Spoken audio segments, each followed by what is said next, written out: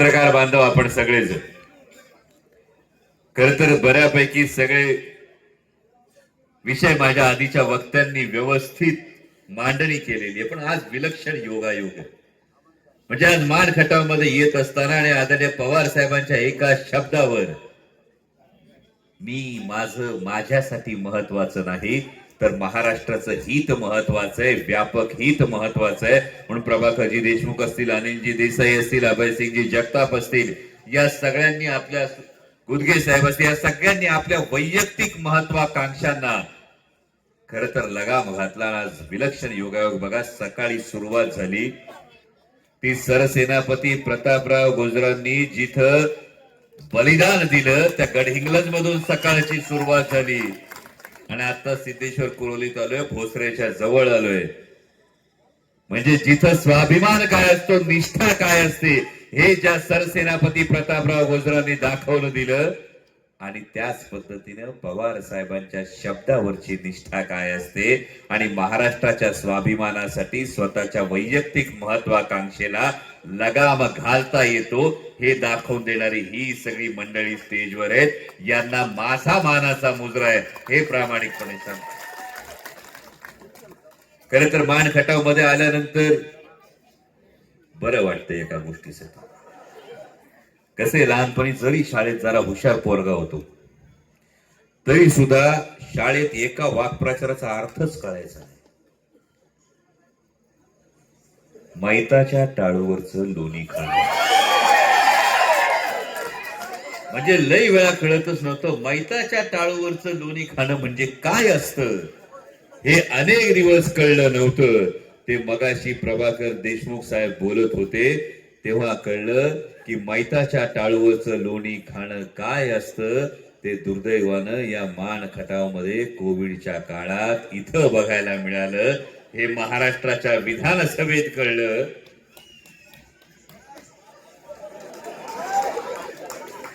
आणि मैताच्या टाळूवरचं लोणी खाणं ही जर चांगली गोष्ट नसेल तर असं करणाऱ्या माणसाला परत विधानसभेत पाठवायचं नाही. ही खोणगाट आधी तुम्हाला बांधावी लागेल. आज सिद्धेश्वर कुरोलीमध्ये 20 ते 25 दिवसांनी पिण्याचं पाणी येतं, बरोबर का नाही? पिण्याचं पाणी जर एवढ्या दिवसांनी येत असेल तर 15 वर्ष आमदारकी अंडी उगवण्यासाठी होती का पाणी नायक बनवण्यासाठी होती हे ज्याचा त्यांनी विचार केला पाहिजे. बऱ्याच जणांनी अभयजी तुम्ही म्हणालात, अनेक जण सांगतात मान खटाव मध्ये दहशत आहे, मान खटाव मध्ये दहशत आहे. पण मी ही दहशत ज्यांच्या माध्यमातून कायम राबवली जाते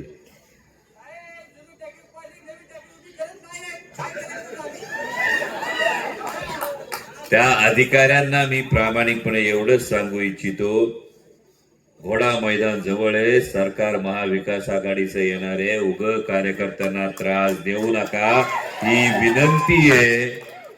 उग कार्यकर्त्यांना त्रास देऊ नका, नाहीतर एकदा टांगा पलटी झाला का घोडे फरार होतात याची सुद्धा तुम्ही जाणीव ठेवा. वैयक्तिक टीका मी शक्यतो कधीच करत नाही, करण्याची आवश्यकता नाही. कारण कोयना प्रकल्पग्रस्तांच्या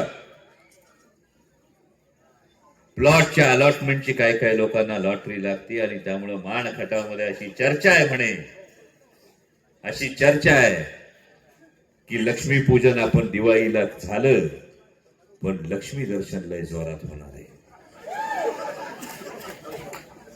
पण मान खटावच्या माझ्या स्वाभिमानी नागरिकांना मी हेच सांगू इच्छितो की जरी हे लक्ष्मी दर्शन होत असेल तर हाच तर निवडणुकीचा मुद्दा आहे, हाच तर प्रश्न आहे महाराष्ट्राच्या विधानसभेचा. आमदार कोण होणार, सत्ता कुणाची येणार यापेक्षा महत्वाचा प्रश्न सगळ्या देशाचं लक्ष लागून राहिलंय. कारण 2-2.5 वर्षांपूर्वी या महाराष्ट्रानं दुर्दैवानं पाहिलं की तोपर्यंत ऐकलं होतं चप्पल विकत घेता येते, शर्ट विकत घेता येतो, आमदार आणि मंत्री सुद्धा विकत घेता येतात. हे जर कोणी दाखवलं असेल, ही कीड जर महाराष्ट्राच्या राजकारणाला कोणी लावली असेल तर ती भारतीय जनता पक्षाने लावली. आणि आता जेव्हा प्रत्येक मतदारसंघात जातो तेव्हा सांगितलं जातं, परवा कराड दक्षिण मध्ये होतो तिथेही चर्चा तीच, आज मान खटाव मध्ये आले तिथेही चर्चा तीच. तो दबक्या आवाजात सांगतोय लई पैशाचा पाऊस पडणार आहे, लई पैशाचा पाऊस पडणार आहे, काय लिमिटच राहिलं नाही अशी ही गोष्ट तयार झालेली आहे, एवढा पैसा आलेला आहे. ही सगळी जेव्हा दबक्या आवाजात चर्चा होती तेव्हा माझ्या भावांनो ही निवडणूक देशाचं लक्ष लागून राहिलंय आणि त्या देशाला आपल्याला दाखवून द्यायचंय की महाराष्ट्रातला स्वाभिमानी मराठी माणूस विकला जात नाही, तो झुकत नाही, तो विकत घेता येत नाही, तो लढतो आणि जिंकून दाखवतो, हे सांगणारी ही निवडणूक. म्हणजे जेव्हा या विधानसभा निवडणुकीकडे आपण पाहतो तेव्हा महाविकास आघाडीची जी पंचसूत्री आली ती तुमच्यापर्यंत पोहोचली. मागाशी कोणीतरी लाडकी बहीण योजनेचा उल्लेख केला, माने साहेबच बोलले मगाशी. पण आपल्याला माहिती लोकसभेला मतांची झाली कडकी, तवा यांना विधानसभेच्या आधी बहीण झाली होती लाडकी. पण हे जेव्हा माहित होतं तेव्हा लाडकी बहीण हेच म्हणती की दाजीच्या कांद्याच्या भावाचं काय करायचं, दाजीच्या सोयाबीनच्या भावाचं काय करायचं. ज्या कांद्याच्या आंदोलनाचा आपण उल्लेख केला, जेव्हा कांद्याला भाव चढायला लागला तेव्हा या भारतीय जनता पक्षाच्या लोकांनी कांद्याची निर्यात बंदी केली. 40 रुपयापर्यंत गेलेला भाव 8-10 रुपयात कांदा विकावा लागला. आणि तेव्हा भलं झालं ते पाकिस्तानातल्या कांदा उत्पादक शेतकऱ्यांचं झालं आणि आमच्या कांदा उत्पादक शेतकऱ्याच्या ताटात माती कालवली गेली. आज सोयाबीनची जर परिस्थिती बघितली तर 6,000 रुपये सोयाबीनला क्विंटलला उत्पादन खर्च आहे, सोयाबीनचा भाव किती 3,000 रुपये. आणि मग शेतकऱ्यांनी जगायचं कसं हा एक महत्वाचा प्रश्न आहे.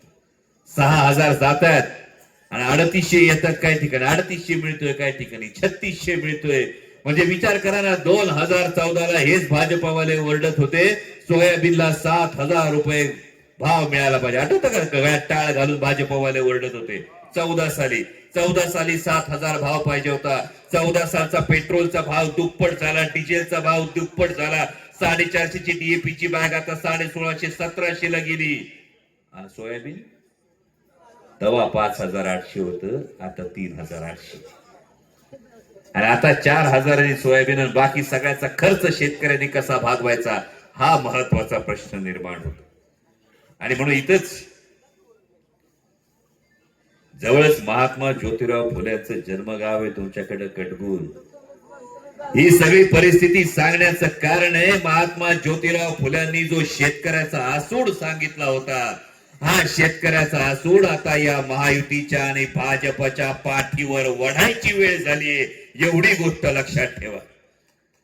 कारण ज्या सर्वसामान्य शेतकऱ्याच्या जीवावर राज्य चालतं, ज्या छत्रपती शिवाजी महाराजांनी सांगितलं होतं शेतकऱ्यांच्या भाजीच्या देठाला हात लागू देऊ नका, त्या छत्रपती शिवाजी महाराजांच्या महाराष्ट्रामध्ये दिवसाला 8 शेतकरी आत्महत्या करतात. दिवसाला 8 शेतकरी आत्महत्या करतात. महिन्याला 200 शेतकऱ्यांच्या दारात सरण रचलं जातंय, 200 शेतकऱ्यांच्या दारात तिरडी येते, 200 शेतकऱ्यांची लेकरं अनाथ होत आहेत. आणि ज्यांनी शेतकऱ्याच्या ताटात माती कालवली या भारतीय जनता पक्षाचं, यात हे सगळं पाप.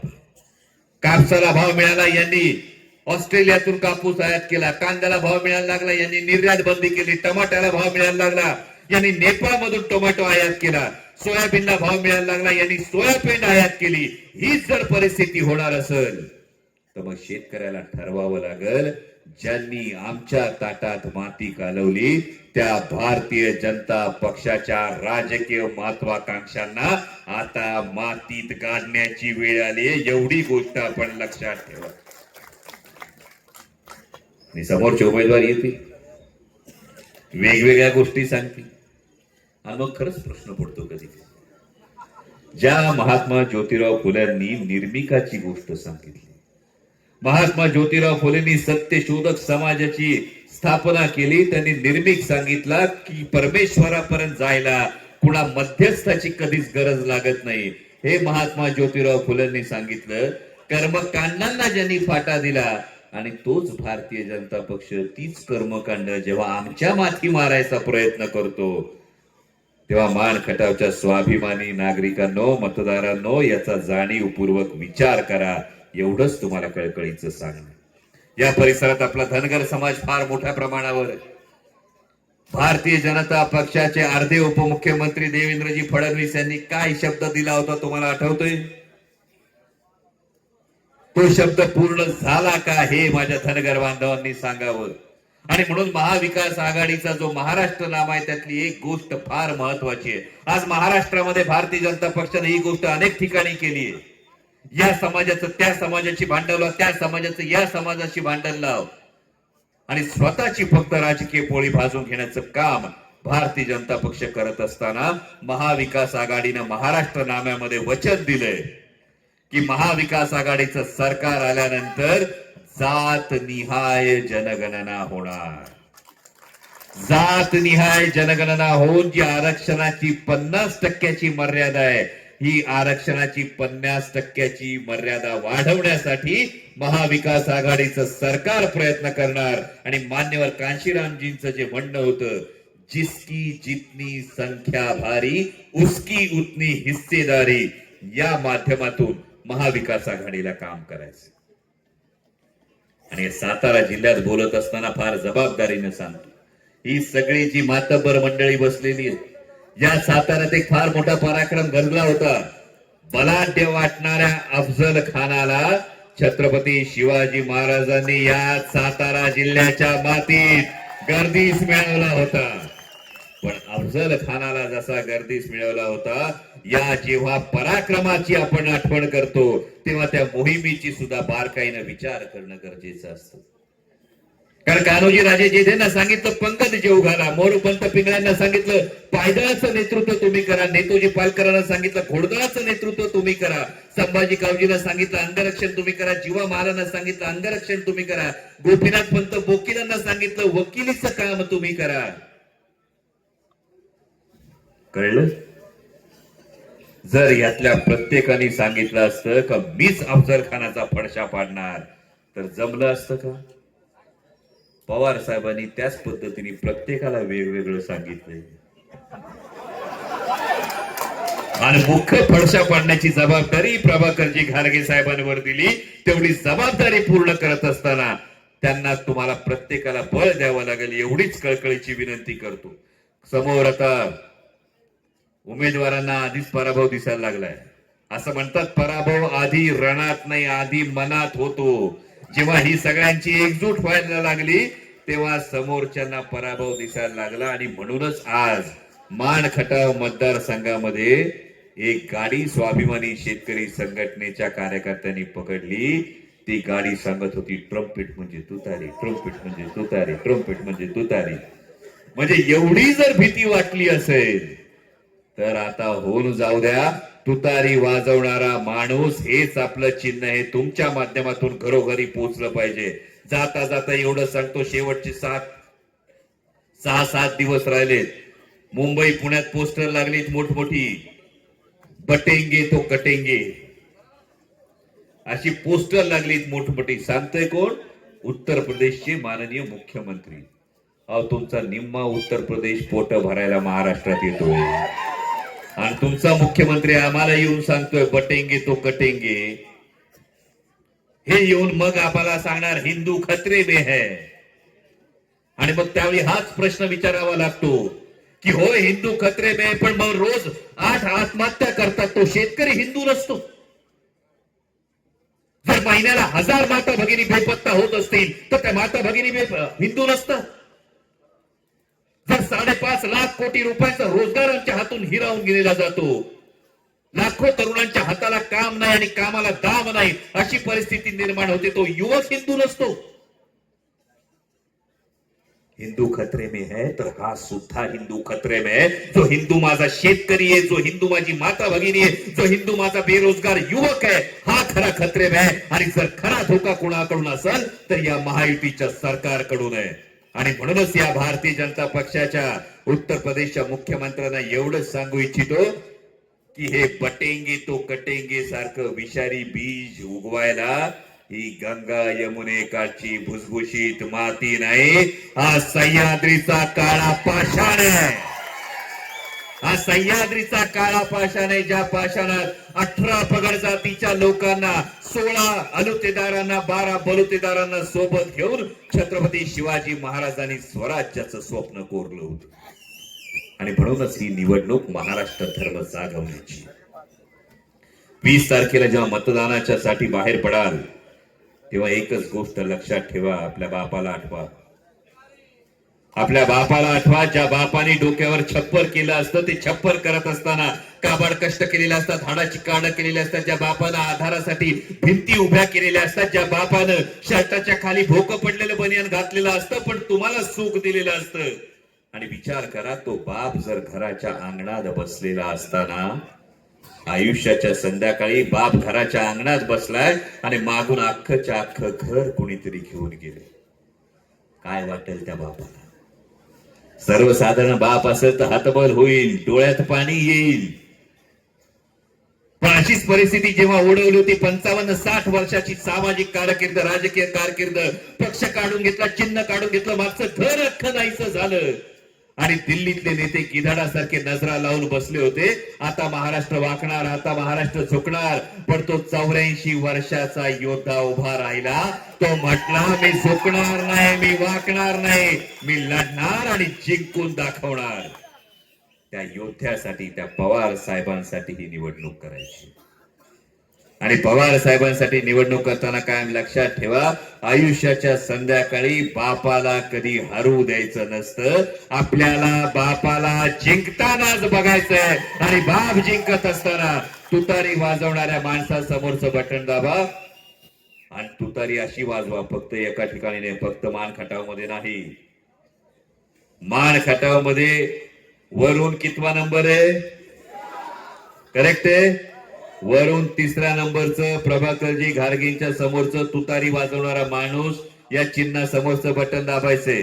पलीकडे वाई महाबळेश्वरला अरुणादेवी पिसाळ यांचा क्रमांक 1 पाहुण्या रावळ्याला सांगा, त्यांच्या समोरचं तुतारी वाजवणाऱ्या माणसाचं बटन दाबायचंय.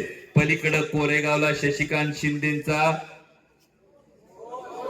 ते बटन दाबायचंय. कराड उत्तरला बाळासाहेब पाटलांचे 1 आणि मान खटावला, हा म्हणजे हाय लक्षात. मला वाटलं 1, 2, 3 करून, म्हणजे थोडक्यात लक्षात काय ठेवायचंय, तुतारी वाजवणाऱ्या माणसाला मत म्हणजे आदरणीय शरदचंद्रजी पवार साहेबांना मत, तुतारी वाजवणाऱ्या माणसाला मत म्हणजे माननीय पक्षप्रमुख उद्धवसाहेब ठाकरेंना मत, तुतारी वाजवणाऱ्या माणसाला मत म्हणजे राहुलजी गांधींना मत. आणि त्यामुळे तुतारी अशी वाजवा का तुतारीच्या दणक्यानं कमळ्याला पाकळी शिल्लक नाही राहिली पाहिजे, एवढी जबाबदारी घ्या. रामकृष्ण हरी. धन्यवाद. जय शिवराय. धन्यवाद साहेब.